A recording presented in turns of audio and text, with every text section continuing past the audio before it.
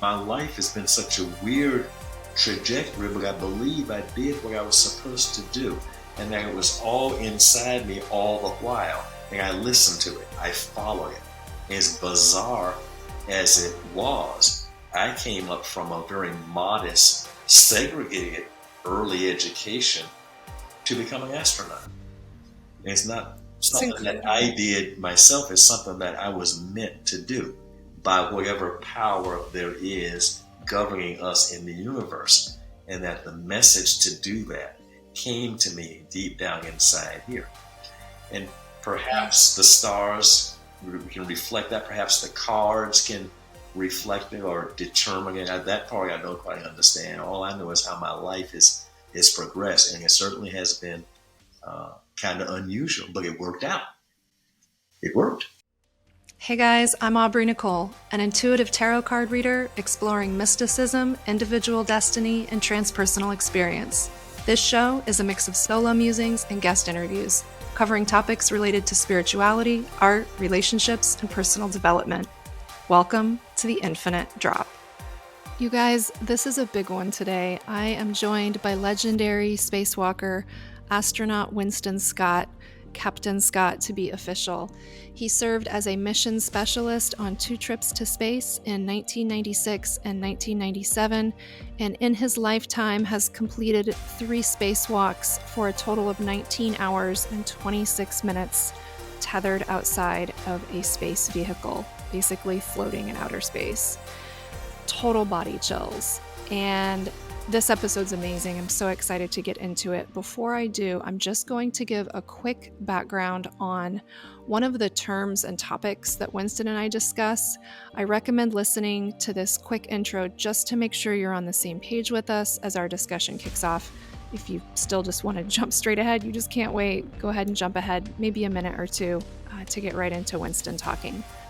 So we talk about cartomancy, and cartomancy is study of the 52 card playing deck on a deeper level that's tied to numerology and astrology.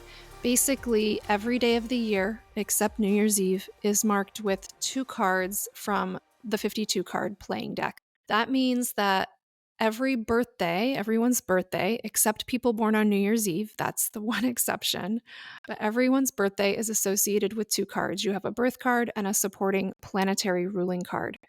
Cartomancy is this ancient system of divination, like I said, based on numerology and astrology, and the system is used to help people better understand the patterns and cycles that come up throughout their life based on planetary alignments and transits, and the idea that we all come into this plane with unique life paths and challenges and opportunities. Each card in this cartomancy system is given a nickname of sorts to help people easily remember the traits and themes that are associated with each card. My birthday is February 18th, and as such, I'm marked with a 7 of Diamonds birth card, supported by the King of Hearts as my planetary ruling card. Of note for this episode, the whole reason I'm giving this intro is because the 7 of Diamonds, its nickname in this system of understanding is that people born under this card are, quote, from some other planet. The 7 of Diamonds is also part of a group of 7 cards that are uniquely different from all other life paths, and this card, this birthday, falls into distinctive patterns that set these people apart from the other cards or birthdays in the system. As the people in my life are aware, I have always had a really unique relationship with NASA, outer space, and in particular, astronauts. Without trying to attract these energies, they've ended up in my life repeatedly at a rate that is not normal with the odds that you'd expect for a non-government or non-science oriented citizen. This all started back in my late 20s when I worked at a company whose largest client was NASA. The company had a contract, and the engineers I worked with were developing a Bluetooth-enabled space vest for astronauts to wear on space missions. As a result of this contract, I had some interactions with NASA employees and even flew to Florida for a space conference related to our work. Directly after leaving that job, I applied for a new job that was posted by an anonymous company The work sounded really exciting. I applied for the job, and then a few weeks later, I received a call to set up an in-person interview. And at that interview, I was told that the anonymous job poster was from astronaut Buzz Aldrin's namesake company. Buzz Aldrin, of course, we all know he was part of the Apollo 11 moon landing mission. He's known best for his famous first steps with Neil Armstrong, the, one small step for man, one giant step for mankind crew. Total legends. As you can guess, I landed the job there. My official title was flight director. No big deal. I thought it was pretty cool. But what that really meant is that I was the licensing and marketing manager for Buzz's legacy brand. I spent time helping him and his team develop deals with Nike, movie studios. I worked on his iPhone app, co-wrote keynote speeches, including his 2011 Apple Worldwide Developer Conference presentation. And maybe most fun of all, I had the privilege of traveling with him on a couple of occasions to events he was contracted to be at. After 2.5 years in that role, I moved on to a tech startup in LA. Shout out to Mark and the crew at Mountain. And I thought that would be the end of my run ins with NASA after that job. I was totally wrong. In 2019, I was on a cross country road trip. I ended up driving directly into a blizzard in South Dakota, wound up snowed in at the base of Mount Rushmore. And as fate would have it, I took an elevator ride in the hotel on that first evening of the blizzard and found myself once again in the orbit of someone from the space community. It's a story that continues to blow my mind and produce beautiful life experiences. Let's get started. Welcome to the Infinite Job. I'm doing good. How are you? Well, good. I can hear you and see you now. Yeah, doing just fine. Where are you? I forget where you're living. Well, I move around so much. So I am in Nashville, Tennessee. Nashville's a beautiful city. It is. It is. It's so good to see you. I'm so excited for this. Okay, here we go. In today's episode, I'm talking with spacewalker, jazz musician, and astronaut Winston Scott. Winston is a retired U.S. Navy captain and former NASA astronaut who served as a mission specialist on 2 trips to space in 1996 and 1997. He has logged a total of 24 days, 14 hours, and 34 minutes in space, including 3 spacewalks totaling 19 hours and 26 minutes. In addition, he was a naval aviator, initially flying helicopters and later transitioning to fighter aircraft. He has accumulated more than 5,000 hours of flight time in 20 different military and civilian aircraft, including more than 200 shipboard landings. He attended Coral Gables High School in Florida and is remembered as one of the school's best trumpet players. Winston received his bachelor's degree in music from Florida State University and a master's in aeronautical engineering from the U.S. Naval Postgraduate School. He was the executive director for the Florida Space Authority, taught electrical engineering at Florida A&M University, and served as both vice president and the dean of the College of Aeronautics at Florida Institute of Technology, where he also directed a faculty band. Phew! Winston, I can barely get it all out. I am only scratching the surface here. So if you want to learn more, you can pick up a copy of Winston's book about his experiences in space. It's called Reflections from Earth Orbit. You can check out the show notes. I'll put easy links there so you can grab a copy. Winston, I'm out of breath with that intro. Thank you so much for taking the time to connect with me in this way today. You are truly, truly one of the kindest, most radiant people I've ever had the privilege to meet, and I feel blessed and so very lucky to count you as a friend. You and your family are very special to me, and I'm thrilled to be able to introduce you and your spirit and story to the people listening to this show. Well, Aubrey, thank you so much. It's always good to see you and connect up with you again, even though we're doing it virtually this time. It's good to connect up again. I look forward to next time we can all get together in person. But thanks so much for having me on this evening. I'm looking forward to our conversation. Should be fun. Oh, yeah. Thank you, Winston. Yeah. Your wife, Marilyn, actually just texted me. She goes, "Where can I listen to the show?" And I said, I'll send you the link. It comes up in just a couple weeks. So, and I mentioned that I would love to get together with you guys this year too. So absolutely. Yeah. So if you can't tell, Winston and I, we're friends in real life. And Winston, you're an astronaut. So, I mean, who wouldn't want to have you as a guest on a podcast, right? I feel very lucky that you're here today. But that's not how you and I ended up actually talking today. It's because of a synchronicity that I discovered with our birthdays, a synchronicity that we also happen to share with astronaut Buzz Aldrin, which blows my mind. Buzz is a mutual colleague of ours. So your birthday is August 6th, and Yes. Buzz Aldrin's is January 20th, and mine is February 18th. So from the outside, you might think, what's the commonality between these dates? I'm not getting it. But for people who are like me and study cartomancy, which is the study of the 52 card playing deck, those dates are all marked by having what we call a 7 of diamonds birth card.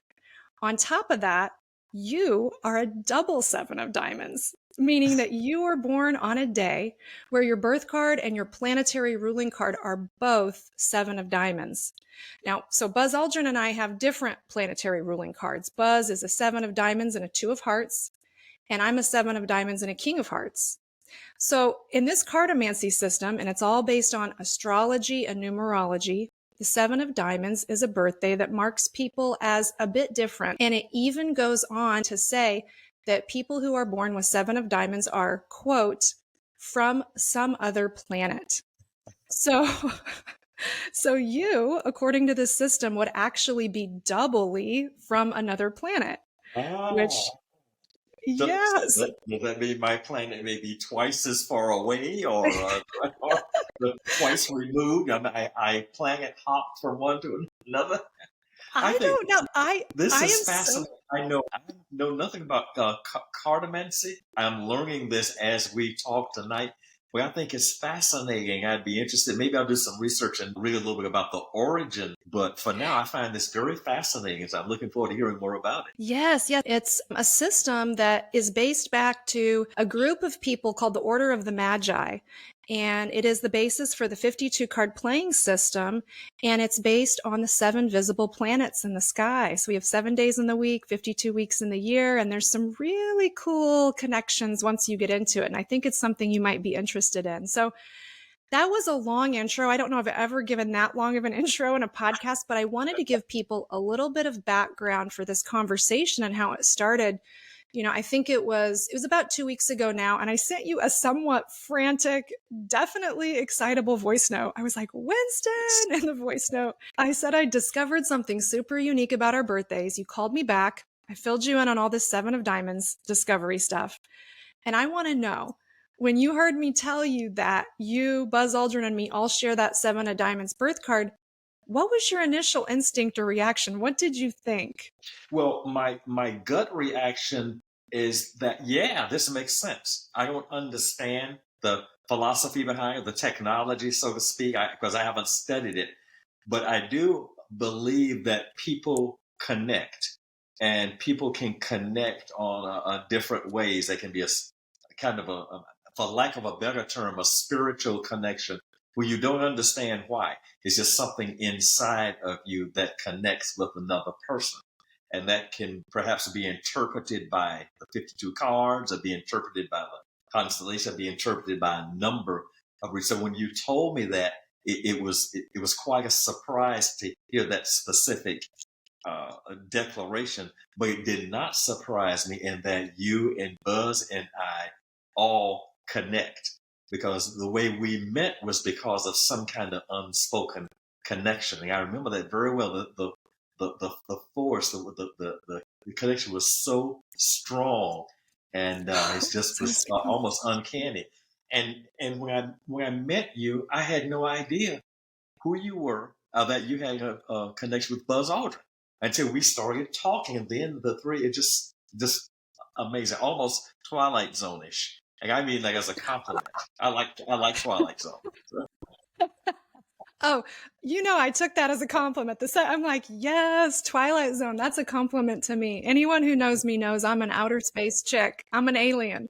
So yeah, it was definitely uncanny. And you're actually I think you're making a great segue there. Maybe we should just back up for a moment and tell the story of how we came to know one another, because it's really remarkable. And it's a story that I will never get tired of telling, because every time I tell it, I can remember the feelings I had of stepping into that, what I now call a faded elevator, and seeing you for the first moment.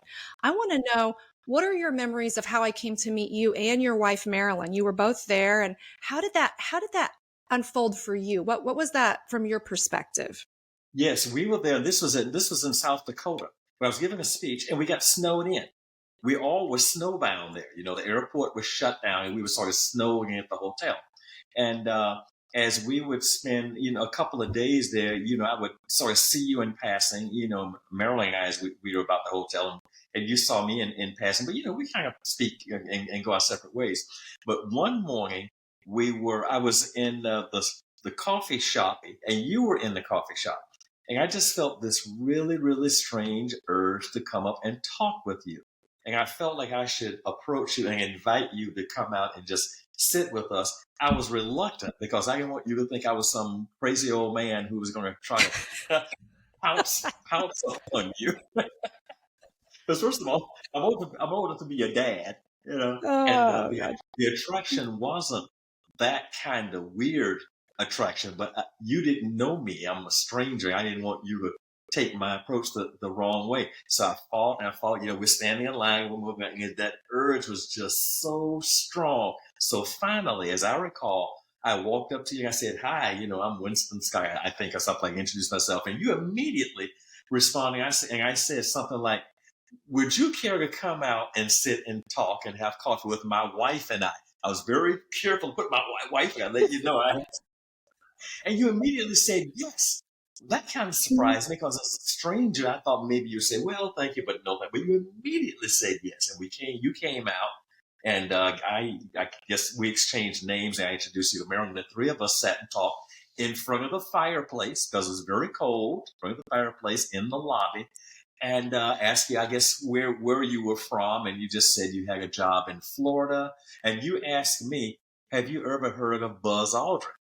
And that surprised me. And I said, "Heard of Buzz Aldrin?" I said, "I normally don't tell people this, but I'm a former astronaut and I know Buzz Aldrin." And then the connection just continues to get closer and closer and closer. And so that's how it all started. That's my recollection of it. But the thing that was so Wow. amazing is that strong feeling that I should approach you and talk to you. And Yeah. that's what I really remember. That's that deep internal feeling that I need to talk to you. And turned out to be Gosh, right. I I have chills right now because that is how I remember it too. I was on a cross country trip and I got the blizzard came and so I was very unexpectedly. I thought I'd stop at Mount Rushmore, do the tourist thing, keep on moving on my road trip. And I was actually on a road trip for my moving meditation company that's based on the chakras. And we talked about a little bit about that energy. And you mentioned earlier the force, and we kind of talked about that. But yeah, what I recall is I think it was actually the first night of the blizzard. I decided to go down to go get a little food, a little bite to eat at the restaurant. And I got in the elevator, and you and Marilyn were in the elevator. And what I recall is Marilyn was looking down at her phone, and you were kind of looking toward, out from the elevator. And the second I stepped in the elevator and saw you, all the things you described, I felt an overwhelming urge. And what I have said before is it was almost like a physical urge. Again, nothing, fishy, anything like that, but it was a very strong pull and it felt Yes. very comforting and warm. And I thought, do I know this? What in the heck? Do I know this person? I remember standing in the elevator thinking, gosh, I hope he doesn't think I'm a weirdo. Can he tell that I really want to just talk to him? And you got out of the elevator, and I remember you turned and looked at me, and you said something about you made a little joke about being trapped in the blizzard. Oh, I guess we'll see you around the hotel because we were all going to be trapped in this hotel for 4 days. And then, sure enough, it was the next morning in the coffee shop, and I remember, I actually remember you said something, I don't know. And again, memories all get swirled around. The way I remember it is that, I told you I'd work in LA and you said, do you ever get down to Florida? You just seem so familiar to me. And I said, oh, I get down to Florida sometimes. And you said, why? I said, oh, I have a friend down there. And you said, who? I said, oh, you probably wouldn't know him. And you said, who is it? And I just kind of sheepish. I said, well, it's Buzz Aldrin. You go, what? And then you said, I don't normally tell people this. And then, you told me who you were. And I just remember being shocked. And then the shocks just kept continuing because that fireplace you mentioned in the lobby, me, you, your wife, Marilyn, we're all enjoying our coffee. And I said, well, you must know Christina then. And Christina was Buzz's longtime manager. And you said, of course. And I pulled out my phone, hit FaceTime, and sure enough, Christina answers on like the first ring. And she sees the three of us on the FaceTime. That's right. Yeah. Yes. It was so She goes, amazing. yeah, Winston, Marilyn, Aubrey. Oh my God. How do you go? What in the heck? Where? And then she blew our minds. She goes, how do you guys know each other? And then she goes, wait a minute. Are you guys at the Hotel Alex Johnson in South Dakota? She and did. we said, what? And it turned out she grew up there.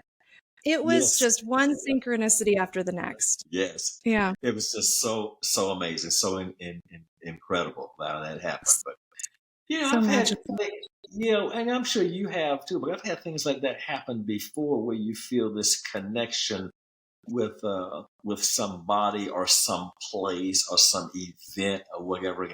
I haven't had it explained in terms of the cards or whatever, but occasionally you have that strong connection with someone or with something or with some memory or whatever, maybe a past life or whatever. I don't doubt that any of those things happen and that they are very, very real.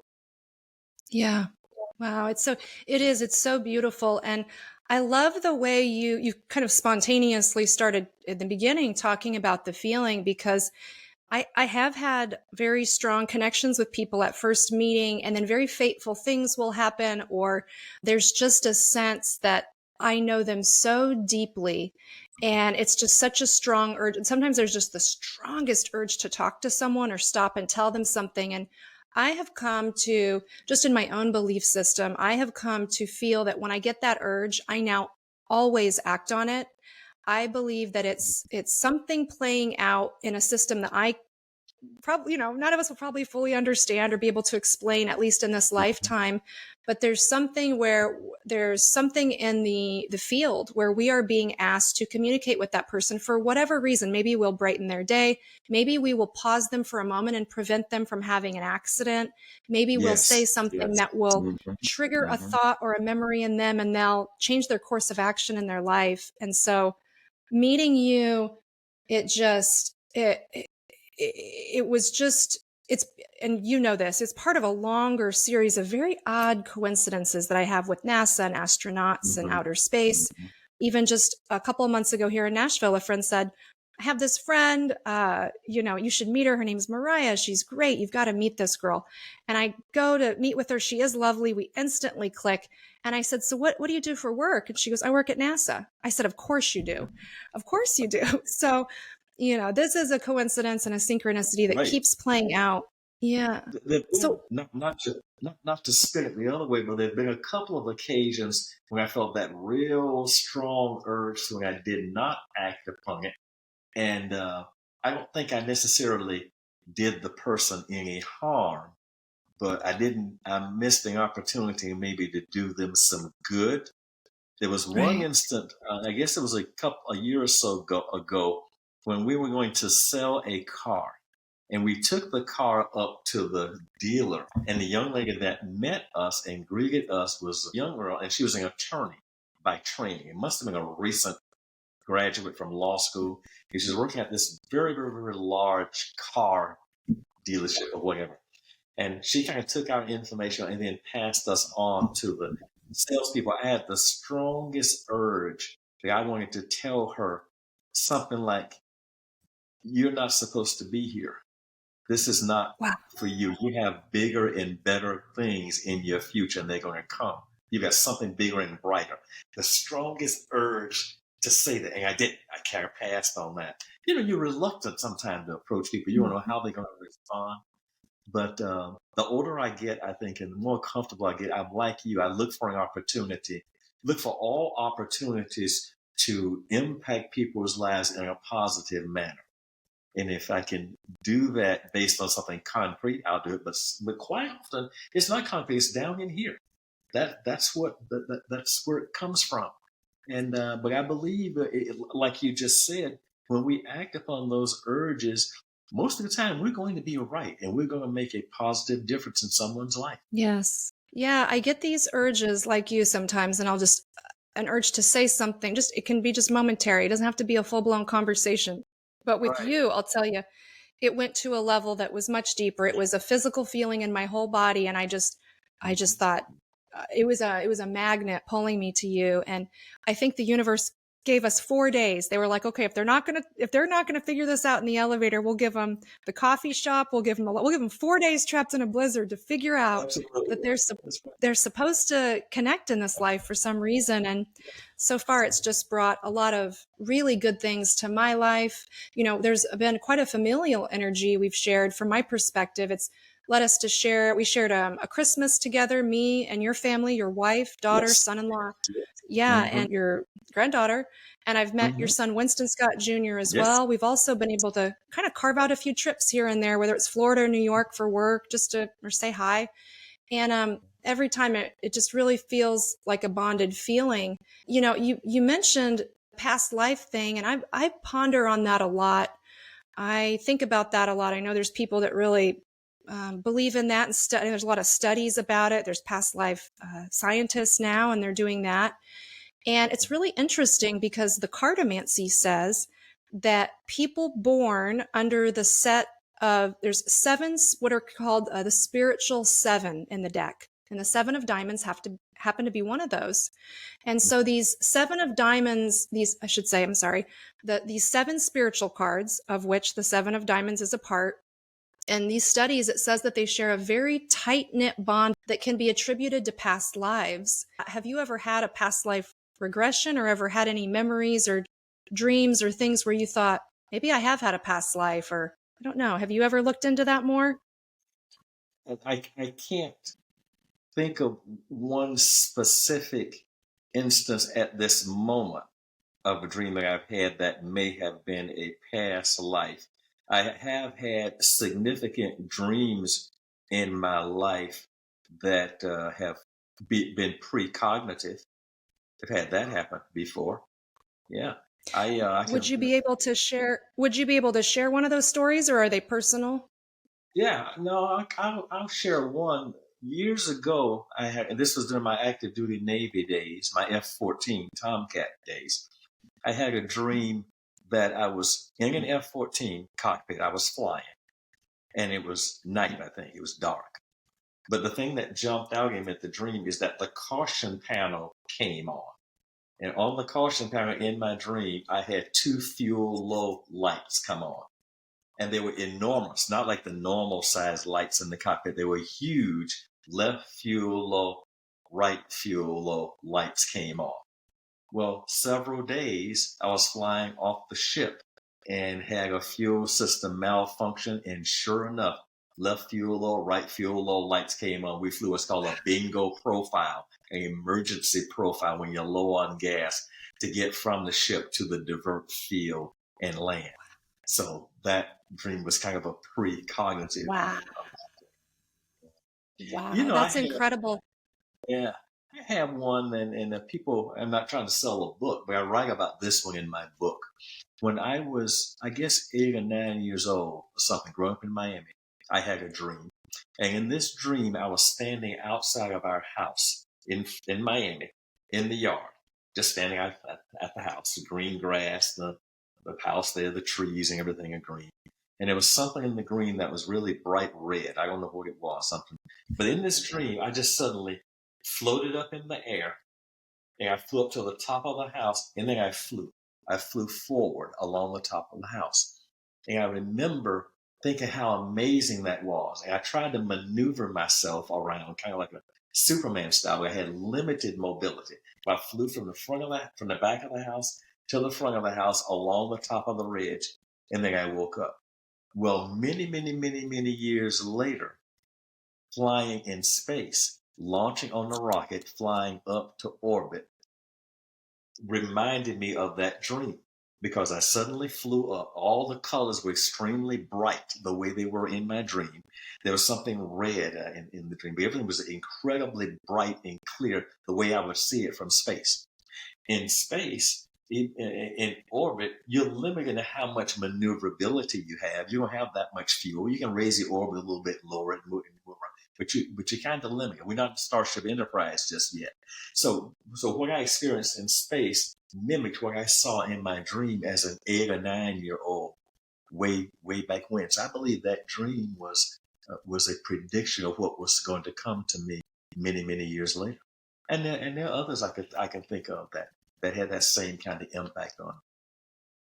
Wow. I'll reiterate it again. I mean, you are someone who has been tethered outside of a space vehicle for 19 and a half hours and floated in space. And that is an experience that can't be understated. And I would encourage anyone that's listening and feeling really inspired, I would say get the book and read, because you do have such an open and beautiful way of sharing experiences. So I know it comes through in the book that way too. So yeah, thank you for sharing that.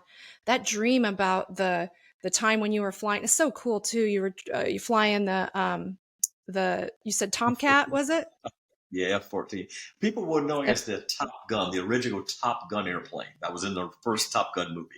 What I think when I heard that story, because you haven't shared that with me before, but what I feel is that perhaps, definitely premonition. You were having a premonition. I think it was your soul, your higher self, the intelligent field, God, whatever it is that we're, attributing this to. I think it was a way to almost practice the scenario, like a test simulator before you got out there, because I imagine that when it happened, you thought, oh, you weren't maybe so caught off guard. It's like you'd seen it in the dream. Yeah, I didn't think about that at the time, but when I went outside on my spacewalks, in fact, the most uh, difficult spacewalk of my career was the second one when my friend and I, my spacewalking buddy and I, manually caught a satellite. It's a 3,000-pound satellite that had malfunctioned, and we did a manual retrieval on that satellite. I was the lead spacewalker. He was a rookie on his first flight, first spacewalk, and so on. But the interesting thing is that that's one of the most difficult, dangerous things you can do in space, to manually catch a satellite. But the night before was the best night's sleep I got in orbit. And all the days I've been in orbit, even now, I slept like a baby. And I knew we were going to be able to get that satellite and bring it back. It was so much to it. I mean, it's so intricate and so involved. And from a physical standpoint, a technical standpoint, political standpoint, because we had to get permission. The State Department had to get permission from his government to do. So there's so much to it. But that's the best night's sleep I had before that spacewalk. I remember reading about this story. You guys just kind of manually wrestling with the satellite. It was like, what, 3 hours, like a 3 hour plus ordeal, Yeah, 3,000 3.5 hours pounds. just the satellite capture. Yes, It's almost unbelievable. You're 8 hours. tethered. Yeah, just Yeah. it's an unbelievable story. And I know he was a rookie. I Mm-hmm. didn't know State Department had to call Japan to get permission. Like that's just it's so He's um astronaut, so of course Japan said yes, but still, you yeah. got to call the State Department. You got to tell it, hey, tell the Japanese government what's going on, because if something goes wrong. Yeah. So Mhm. there's so much to it. But that's the best night sleep. I was more rested the night before than any other night in orbit for some reason. I can't explain that. I mean, and I knew, You know what? yeah. Maybe your team knew you needed to be as well rested and on point as possible, because you were about to do the most challenging thing physically, mentally. Every skill you had was put into play at that moment. I imagine those 3.5 hours. The rest had to come from something inside here that allowed me to rest that way. Because I don't sleep that well now. You're at home. I'm a type A person. I wake up for 3 or 4 hours, and I toss and turn. My brain's running a million miles per hour, and I go back. So, okay, I'm back now. Yeah, I think I lost the internet connection. I don't know if it's on my end or Yeah. what. So I'm going to think where I was, and I think, today when you're in college, you pay by the hour. But in those days, you paid one tuition fee and you took as many hours as you wanted. Minimum was 12, maximum was 18. So I decided, okay, I'll start taking some math and science and engineering courses. So I would take an overload. I would get a permission slip from my advisor to take as much as 21 hours. So I started taking math and science and physics and calculus in addition to my music theory. And I was enjoying it and doing pretty well at it.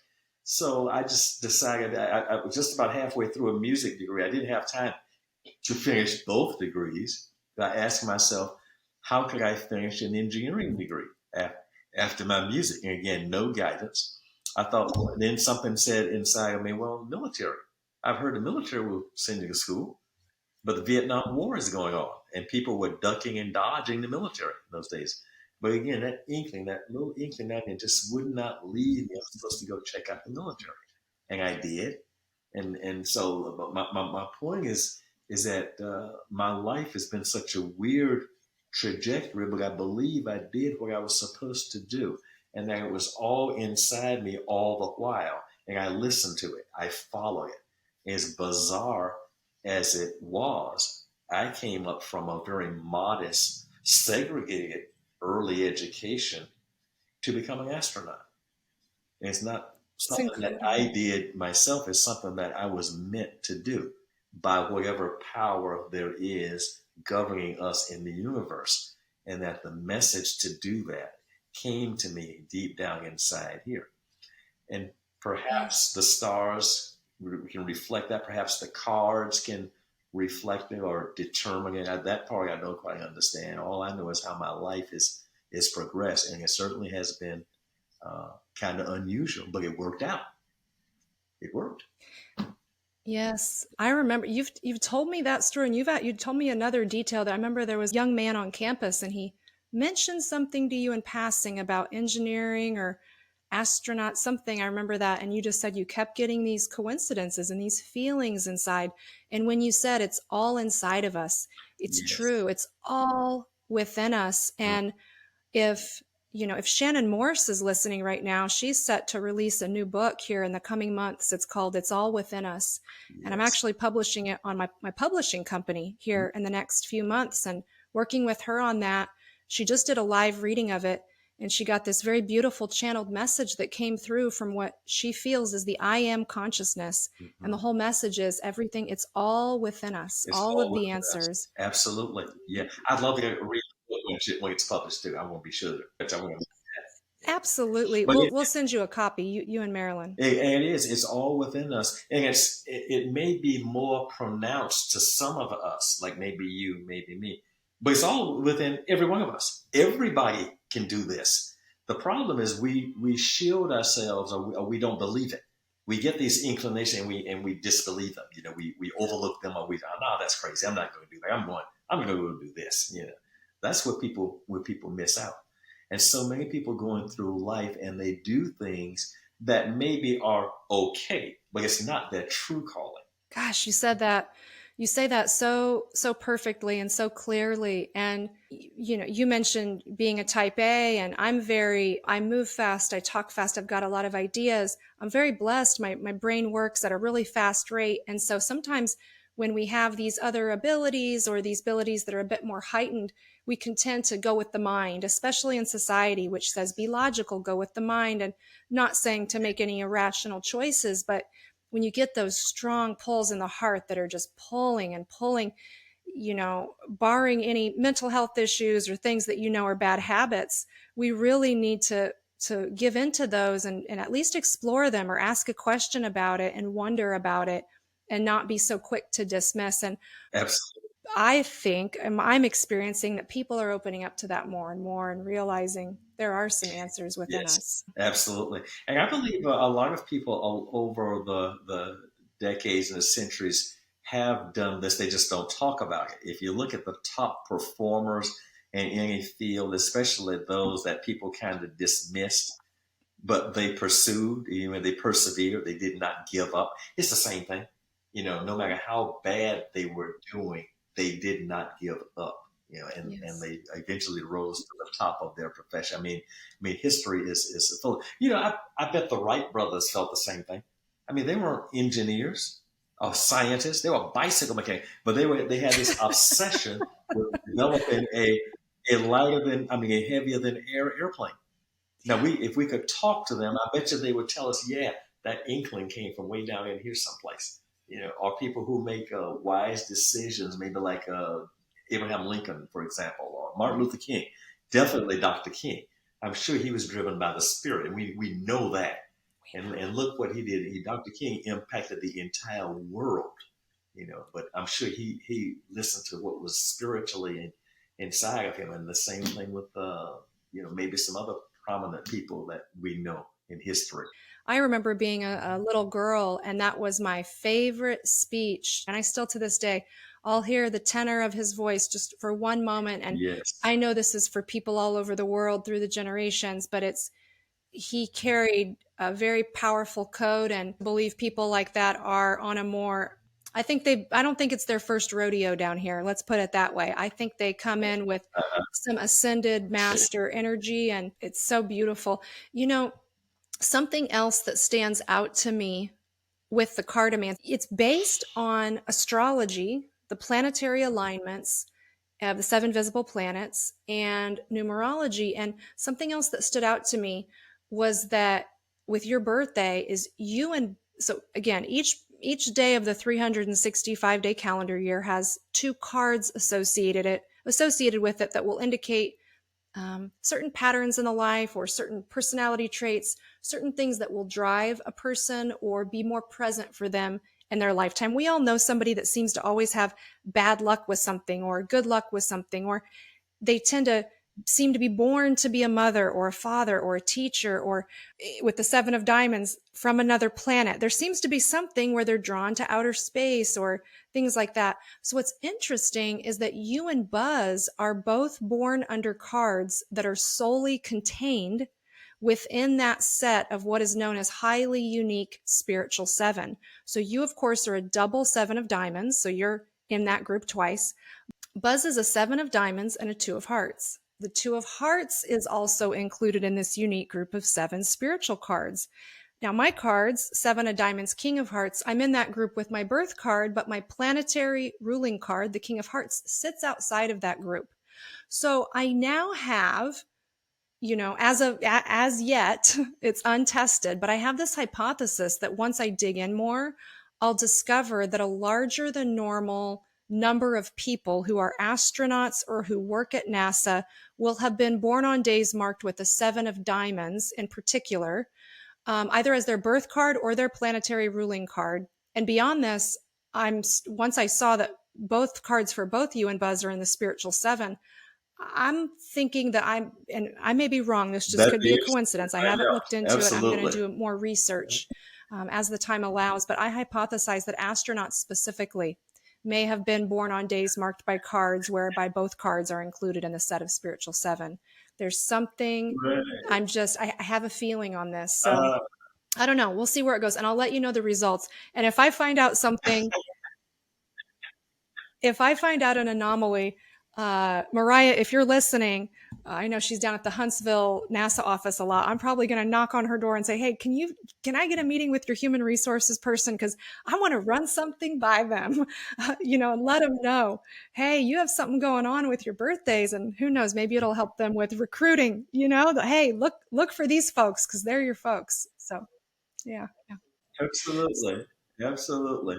Well, psychology certainly is a very important part of professional recruiting, especially so in the astronaut office. Even when I was selected in 92, and I was a finalist and brought to Houston for a week of interviews and medical tests, we spent many, many, many hours with psychologists.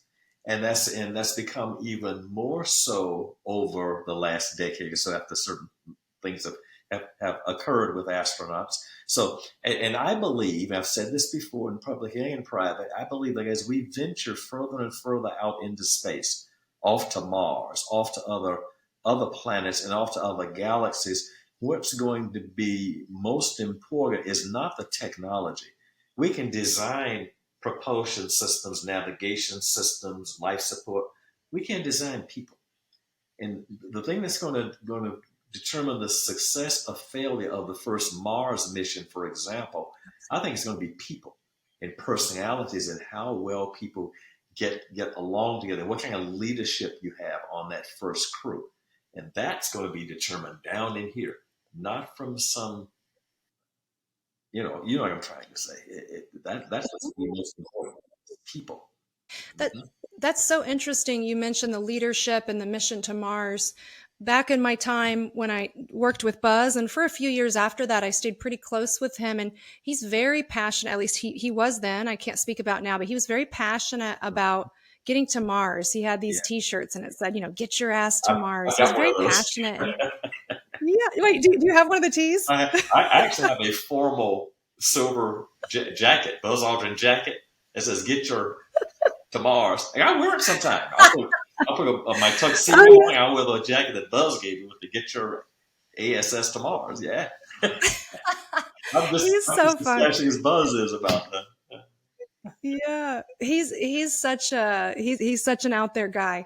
Yeah, I have a few pieces of memorabilia from that time that are pretty funny. But he would sketch out the orbits and how we'd get there, and the slingshot, the figure 8 slingshot to get us out to Mars in a specific time it has to happen. And but he would speak about how on a mission to Mars, how leadership would be so important. And he was very specific when he would advise on this, that any mission to Mars, where you go on a mission to Mars, you're not coming back to Earth. It's a one-way ticket. Very well, it's a one-way. That's right.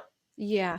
Very, very well could be. Yeah, we can't know these things for sure, but there's a good chance that it's a one-way ticket just because of the distance and the logistics and whatnot. But he would say it'd be important on these missions to send out an odd number of people so that we could always have voting and we could never get to a tie. And so if there, important decisions to be made. So what you said makes sense, these leadership abilities. And I think also an ability to tap into really strongly developed sense of intuition that Matt works with the logic and the intuition together to make those snap decisions. Absolutely. I think that's going to be crucial. There's only so much you can do with logic, with selecting people and training them and reading books and studying. That's important too. But equally or more important is going to be the non-tangible side of the intuitive side, the spiritual side. That's going to be very, very important. Yeah. So I'm assuming, and this might be an assumption, you tell me if I'm wrong, but I'm assuming that you've studied astronomy at some level. Is that a requirement to be an astronaut? Like I know there's astronomy and astrology, but astronomy. Astronomy to the extent that you use celestial navigation. Yes. Okay. So a working level of astronomy. We will send research astronomers into space to do the true research.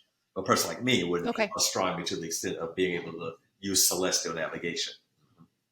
Okay, got it. Right. So the astronauts, and this was true with Buzz too, it's like you're selected for obviously a lot of reasons, but like flight abilities are one of the reasons. So, okay. So that's with astronomy. So I'm curious, have you ever dabbled in the astrology side of things, or have you ever studied that? Or do you have any thoughts about any patterns that are found in astrological transits, the cycles of time according to the stars? Have you ever looked into that, or do you have any thoughts on it in particular? I would think so, because I won't talk about it normally. I'm doing in this conversation. This is a unique conversation for me. Most of my conversations don't go this direction. They're all focused on the mission, what we did, the operational side, maybe the engineering side, and so on. So we are rarely getting into this. But I wouldn't surprise me is if you say a group of astronauts down, or either one-on-one or a group or whatever, and got into this conversation, probably a lot more of this side of them would come out. Wouldn't surprise me at all. Wow, cool. Well, hey, so we'll stay on that train a little bit, maybe questions you're not totally used to getting, but would you say you're a religious or spiritual person at all? And with a kind of a follow-up to that, did your experiences in space change or shape your spiritual or religious beliefs if you have them? I would definitely say I'm a spiritual person. I don't necessarily say I'm a religious person. I think religion kind of is, it could be one thing to one person and something else to some other. It can be one thing one day and something else the next day. And it can be, I'm trying to think of the right word for it, but ritualistic, a bunch of rituals. I don't necessarily, and nothing wrong with that. but I'm not into, for example, a certain denomination. I like one denomination is better than another denomination. My ceremony is better than your ceremony. My belief is better. I don't go into all of the ceremonial stuff. I think I'm a spiritual person, and that I believe that we all have the spirit of good inside of us and the spirit of evil, and that the spirit of good lives in the land and the spirit of evil lives in the land, and that we have to do what we can to embrace and live a spirit of good, and we're constantly fighting against that spirit of evil. So you can call the spirit of good whatever you want to call it. You call the spirit of evil, whatever you want to call it. Some people may call it the devil. Some people may call it the spirit of good, God, whatever you call it. I don't care. It's the spirit of good and doing right, and living right and being good and right. And then there's the spirit of the other side of us, the spirit of doing evil and ugly and selfish things. And those spirits are real. They're very, very, very, very real. So I'll put it that way. Now, the other question about flying in space, did it change? Well, it gives you a different perspective. Your perspective of the life in the solar system changes because from a physical standpoint, you see how small the Earth is and how fragile the Earth is and how insignificant it is in the total scheme of the universe. It's significant to us because it's home. But in the total scheme of things, it's the little insignificant speck of dust. And one of these days it's going to be gone. So you get a different perspective, a perspective of the Earth, and you get a sense of how peaceful it looks down there, in spite of all the chaos that actually exists. So, but in terms of spirituality, I think I was a spiritual person before I went, and my perspective has changed, and I think maybe it has enhanced my spirituality a little bit. I try to look every day. I specifically look for an opportunity to say or do something that's going to impact someone in a good way, in a positive way. And I'm not by nature that way. That didn't come naturally because by nature I'm one of those type A people. I'm aggressive and maybe a little bit impatient. I've tried to learn over years to back up, be patient, to do and say what I can to help somebody. Try to see things from their perspective before I react and so on. And whatever I do, I try to just to be a force of good. That's surprising to me to hear that you feel that by nature you're aggressive and impatient because wow, that's just such the opposite experience I've ever had with you. But it's a testament to you every day, I guess, working on that part of you to bring it out because those would be two words that I would never use to describe you. I don't know you in your day to day life. I'm sure there's people who go, "Oh yeah, he's aggressive and impatient," right? But those just aren't two words I would use. Well, people who knew me maybe early on, maybe people who knew me early on, but it's something that I work at. I work at attempting to be patient and helpful and supportive and kind and so on. But it's not my natural state, and it makes sense because when you find fighters, for example, you train for combat. I have no actual combat. Train for combat. You don't want to be a patient, kind person. Your job is to kill the enemy. It's as bad as that sounds. There is evil in the world, and the evil has to be stopped. It has to be, and you can't stop it by being kind. You see what's happening around the world right now. Not to get into politics, but had we had less kindness in leadership and more down aggressiveness, this stuff wouldn't have been happening. So I'll leave that. For some people, it is to know when to be each, when to be aggressive. You're in combat. Are you trying to save a life? You're a police officer. Are you a first responder? Are you a fireman or a medic or whatever? You got to be aggressive. You don't have time to sit around and have a meeting and vote. You got to get up and go do what needs to be done. But then when all that's over, you need to be able to sit back and okay, slow down. Let's see where we are. Let's talk about things. How do we feel? What are we going to see? Good leaders are people who can do both and know when to do them. Absolutely. Absolutely. Thank you for expanding on that. It's something that I think people are really hungry to hear these days. I think we've, you know, in my opinion, things have just gone too far in some directions. And now we've got a big soup of a mess and we're starting to clean it up. There's leaders out there that are starting to get their footing, take hold, and they're not afraid to speak up and tell the truth or tell how they're seeing things, even if, not everybody's going to get it right all the time, but there are people out there trying to get things a bit more balanced. And I'm very appreciative for it and appreciative for people like you who have the experience that come out and say, hey, this is what it takes in leadership. The best, most successful warriors are people who are also very, very kind people when necessary. I actually want to ask you a question that I know a lot of people will be curious about, but there's people out there who say, we didn't land on the moon. It was a conspiracy, or hey, that was a staged thing filmed on a Hollywood set. What do you say, not necessarily to those people, but what do you say to those kind of thoughts or those thought processes? What are your thoughts about why people have that, or how would you respond when you hear something like that? It's difficult to respond to something like that because it's so bizarre.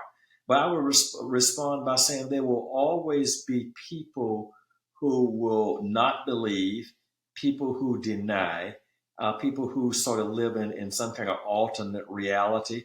And no matter what you say to them, you're probably not going to convince them otherwise. So I don't get very many of those people approach me because obviously people who go to hear astronauts, they believe in the space program. But every once in a while, there might be a flat Earth person or whatever, and I don't mind engaging a conversation, but there's only so far I'm going to go. I'm not going to try and convince somebody of something that it's a waste of time. Sometimes people have, I don't know what it is about the psychology of some people, perhaps they're uncomfortable with, with things that are unusual and they retreat into their comfort zone. I can't explain it. That's an interesting way to say it. People who are uncomfortable with the unusual. I like that. I'm gonna pocket that for use in the future. So I like that. I think us seven of diamonds are very comfortable with the unusual. Uh, Yeah. So in South Dakota, during that blizzard where we initially met, I was telling you about my chakra based moving meditation company. It's based on the seven energy centers in the body. You said something that stuck with me. I don't remember the exact line, but you said, Aubrey, the force is real. And you mentioned the force at the top of the podcast. I'd always kind of wished that I'd followed up and asked you more about that statement. So I'll do it now. What did you mean by that when you said the force is real? yes, the Hollywood version of the Force has people doing all kind of magical, mystical things like levitating and floating things all around. But I believe there's a real force inside of us that is similar to that. It's not powerful enough to move physical objects, but the force is there and it governs our lives and it governs our futures and governs how we relate to other people. And that force is very powerful. So that's what I meant by this force. I meant the spiritual side of living, the spiritual energy that exists inside of us. Beautiful, beautiful. Thank you for that clarification. And then I know in July of 2023, members of Congress heard testimony from a former intelligence officer. He calls himself a whistleblower. And there were also two pilots, and they were talking about their experiences with these inexplicable objects that supposedly hundreds of pilots have reported encountering in recent years. So it was a hearing focused on these, what they're calling UAPs. It's unidentified aerial phenomenons, and it's the term that the government now uses for what we used to call UFOs. So I wanted to know, did you keep up with these hearings and what did you make of all that? I did keep up with the hearings. In fact, I was interviewed on several news channels about those hearings, and the pilots that testified in the camera film that we saw came from Navy F-18 pilots at sea. I flew the F-18 also back in the day. Well, the hearings concluded that it's inconclusive. There was no evidence that what the pilots saw was extraterrestrial. And I believe that too. I think that most of what people see in modern times and report as UFOs or UAPs is probably not extraterrestrial. But having said that, I would not doubt that the Earth has been visited at some point in the past by extraterrestrials. You know, the Earth is billions of years old, 4.5 billion years of whatever. And modern man, meaning mankind, I mean humans, is only a million or so years old, modern human beings. And we've seen prehistoric cave drawings where people have clearly depicted entities that were in flying vehicles, wearing helmets, maybe with rays or lights or something shining down. The ancient people that did these drawings could not have possibly imagined that. They drew what they saw. So I would not doubt that the Earth has been visited at some point by extraterrestrials. I think these modern UAPs, are probably all not extraterrestrial, but they're unexplained. We just don't know. Right, right. Did you ever, when you were out in space on your two missions in 96, 97, did you ever hear or see or sense anything that you'd consider to be unexplainable when you were either inside or outside the spacecraft where you traveled and worked? Did you ever get a sense of anything, or what was that like? No. Some astronauts have reported seeing or witnessing unexplained occurrences, but I have not. Yeah, I can see anything. I don't know if I was an astronaut, I might be a little disappointed if I didn't see something. I'd be like, show me something. Well, yeah, you can't control that. You either see it or you can't. No, nothing. Didn't see anything that's unexplainable. uh, Let's switch gears. Are you working on any music right now? I know you're a great trumpet player, you're a jazz musician. Are you working on any projects or any music? Do you just to keep up with that in your life? I haven't played in a little over 2 years now. I played all the way through COVID, even though we were shut down. And the last concert I performed was right at the end of COVID. The performers, we were all in an auditorium and it was streamed all over the place. And at that time, I formally retired from the university. I was directing a jazz ensemble at the university and writing music, arranging music, and playing concerts out in town and doing speaking engagements. And I kind of backed away from it for a while. I don't want to use the term burnout, but I was writing and playing a lot, and I've kind of backed away from it now over the last couple of years. And I can get asked to play often, but I haven't done it in recent years. Yeah, but I was doing a lot of writing, a lot of arranging, and so. I would love to see you perform sometime. I think I was visiting you in Maryland actually at the time when that was all going down. I think both of you were at that point retiring from Florida Institute of Technology about the same time on that visit. We went to that TEDx space conference. Yes, yes, up at the Cape, Cape Canaveral. Yeah, the Needle, the big building at the Cape. That's what I remember. Uh-huh. Yeah, you were a speaker on that panel, and I remember that we talked about music a bit then because you led the faculty band at FIT. So that's Well, that's right. We had a faculty band, but in addition to that, I led the advanced jazz ensemble of our students. Yeah, we don't have a music program at Florida Tech. Uh, People may not realize that, but folks who do STEM related activities are often musicians. So even though we're an engineering oriented school, we have a music program, and the students can earn a minor degree in music while they get their bachelor's or master's in physics or engineering or whatever. So out of the music program, I take the top 5 or 6 jazz students, and they would register a course. They get credit for it, and we would play jazz. I would teach, and we can do some theories and develop their improvisational skills. But I played with the group, and I wrote and arranged music for the group. Oh, I love that. On my last episode, I had Caitlin Carehart. She's a musician and a world-renowned numerologist. She has a best-selling book, You Are Cosmic Code.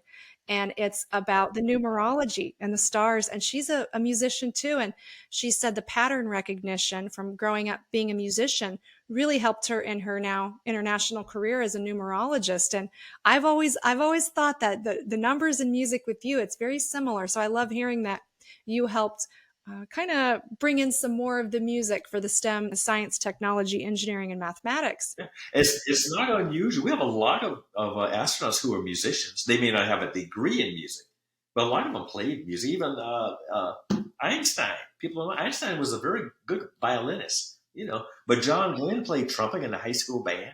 Just to give an example. And even Star Trek, I like to joke sometimes. Mr. Spock played Vulcan harp.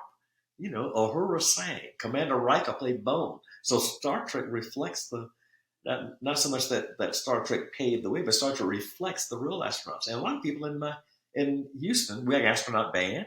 Max Q was an astronaut band. Hoot Gibson played guitar, and Jim Weatherby played drums. So it's not unusual that people who do scientific things are also musicians. Love it. Love it. So there's a little synchronicity there between the last episode and this one. I love it. So, are there any musical artists right now that you're listening to that, or anyone that maybe isn't as popular in popular culture, that just a name or two? I don't want to put you on the spot, but people that you think would be worth checking out on Spotify or something? Yeah, I'm not listening to a whole lot of brand new people right now. I listen to a little bit, but not as much as I used to.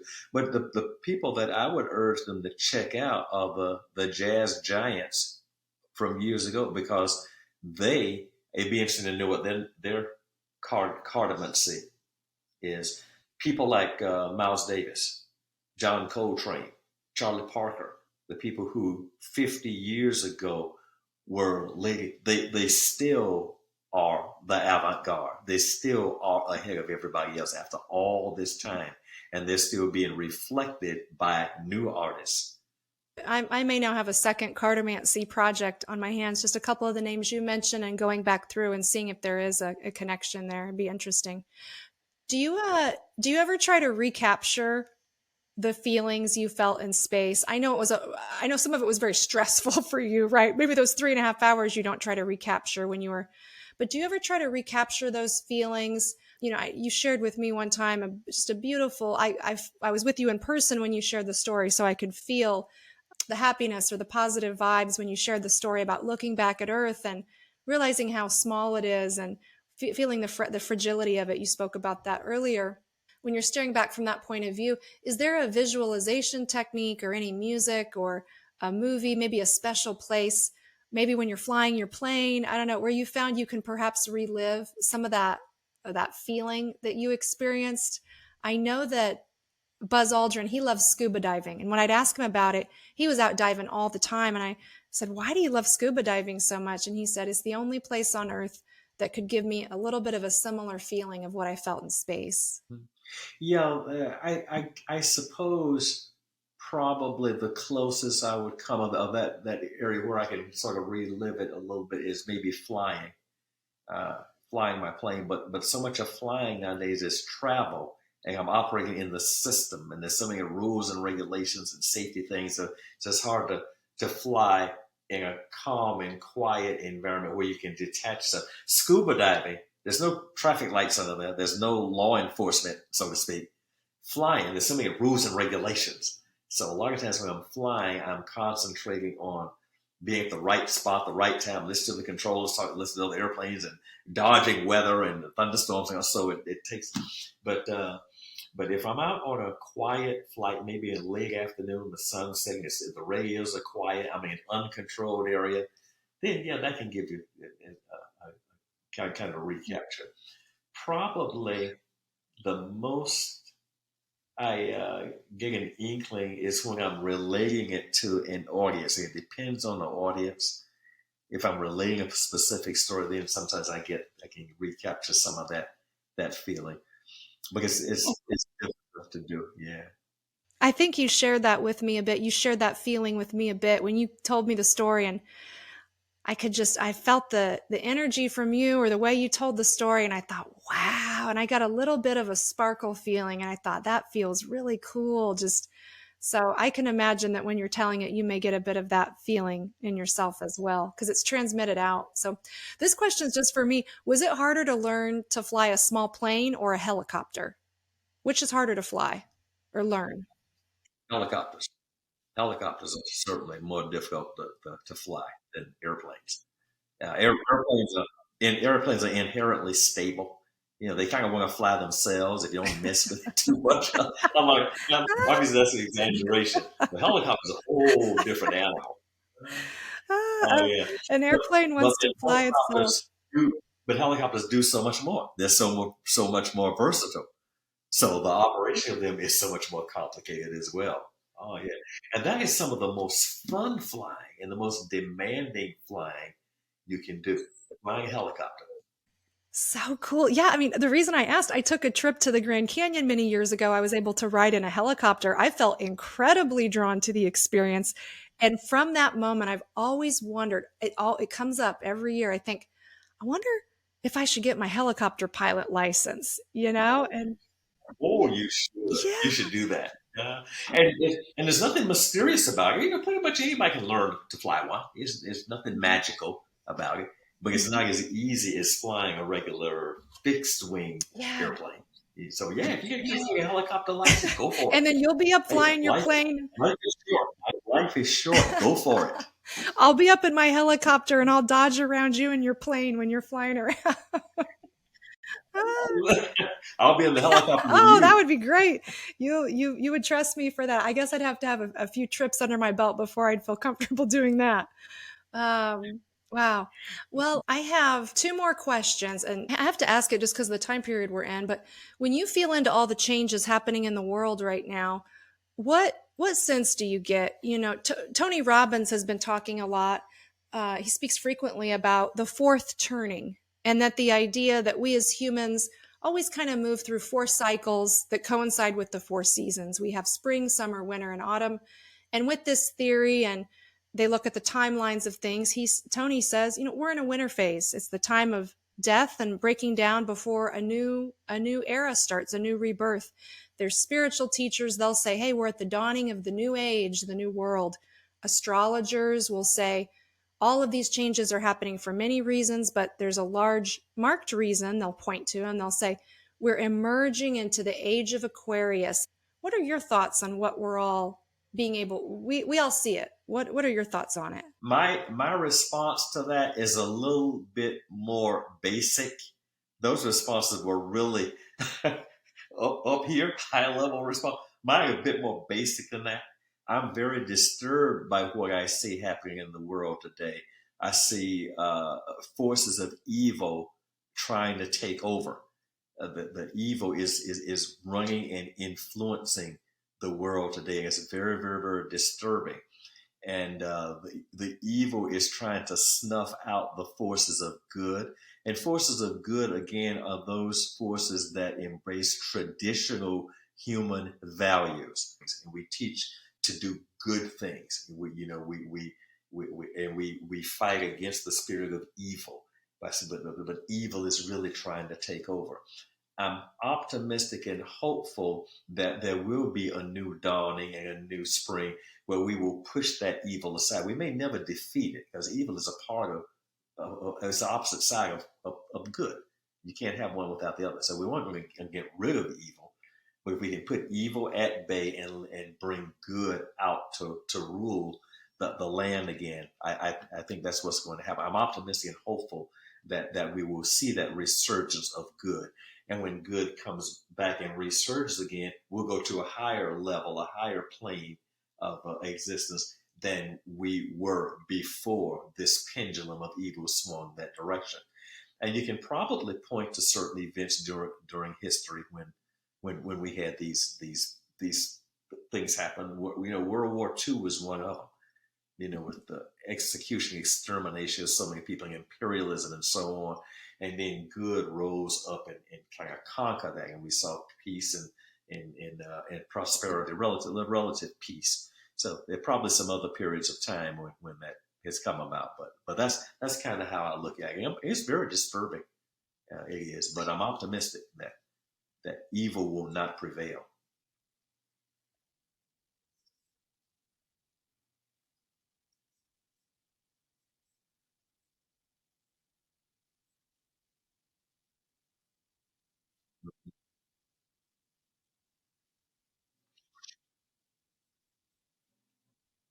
Yeah,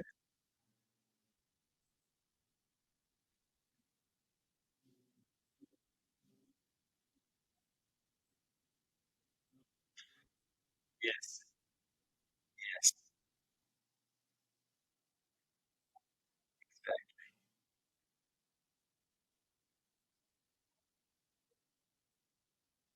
Yes.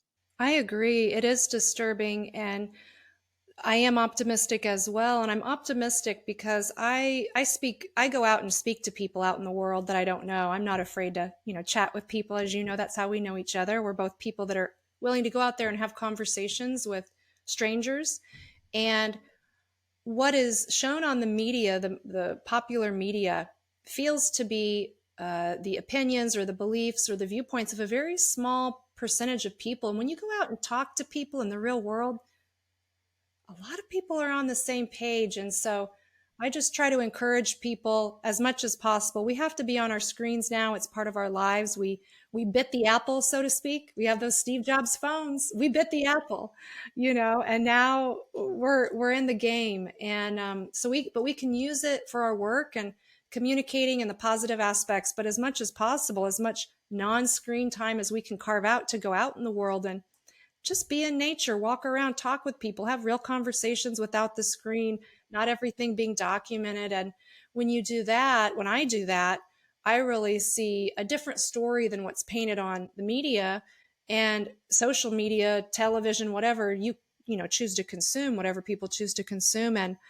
just even in the last couple of weeks, we're recording this episode in February of 2024, but there have been so many revelations about how in just the past couple of weeks, how people were very lied to and manipulated in the media over very, very important choices in their life. And it's like, I feel badly for those people that may have been persuaded or tricked or confused. And I think people are starting to get a little more clarity on not everything you see in fact, if you see it on TV, you should probably assume that it is not 100% that you should definitely know it's not the story. There are forces out there that do seem to operate from a very different material makeup than what I would want to be a part of. And it's people, I think, even people that would just never think they would quote believe in those things are starting to see I've got to take a stand on some of this, or some really weird things are going to start to be a part of my day-to-day life that just don't feel healthy or productive or good. Well, I've taken up so much of your time. I have one final question. I love our conversations. I have one final question. What is the biggest unknown that you were left with after your trips to outer space? It seems that with every major life event for me, I learn new things. My awareness is expanded. And it's also common that I'll wind up having kind of some new existential questions that I'd never even conceived of before. Kind of new layers of awareness come online. And I realize things aren't as black and white as I maybe thought. And for you, what are the biggest unknowns that you were left with after you got back? What maybe was previously black and white in your mind and then somehow unfolded into more of a gray space? I don't know. That's a really deep question. I haven't thought too much about that. There are always unknowns, of course, if I can come up with something just on the spot, I would say the more I experience, the more that I learn, the more I don't know.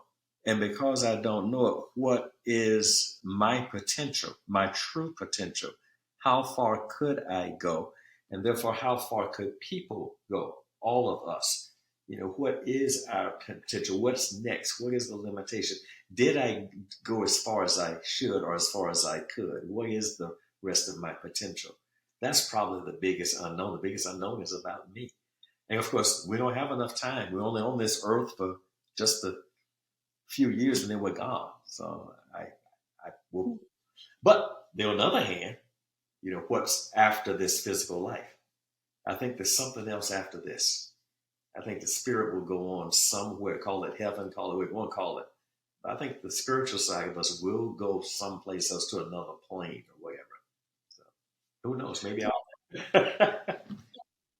Winston, I think you're on to something. I think you're on to something with that we go on. I definitely believe that. And so I love hearing that.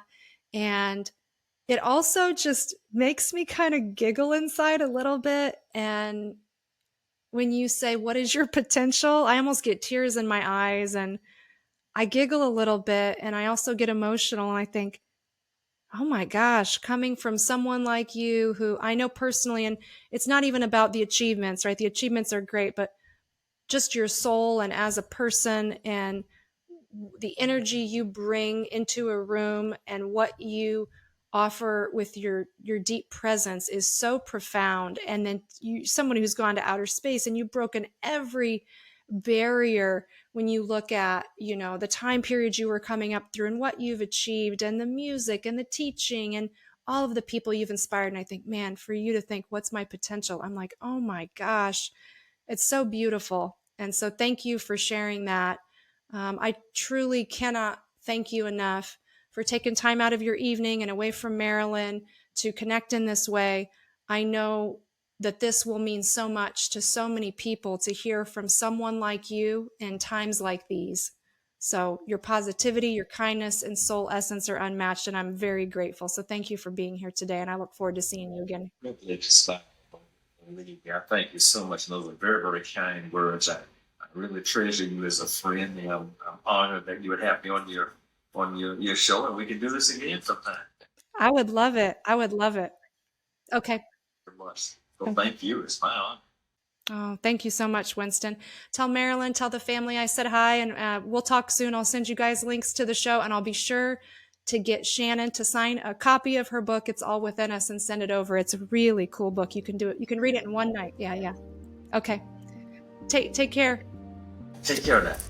Keep exploring, keep questioning, and stay immersed in the infinite drop.